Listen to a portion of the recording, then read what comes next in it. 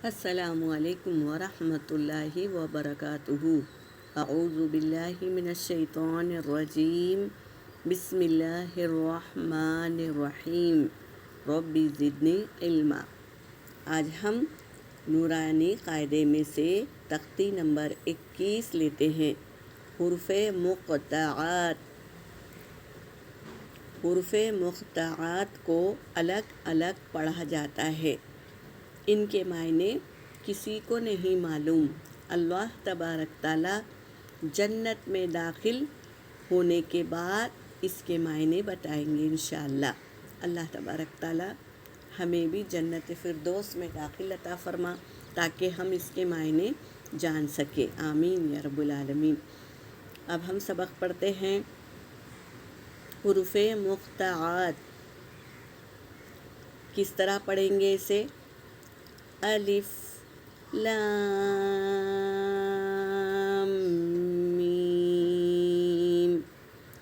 अलिफ लाम मीम सोद। अलिफ लाम रो। अलिफ लाम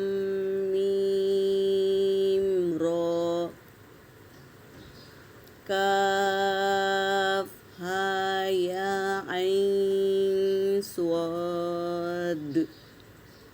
तोहा तौसीन मीम।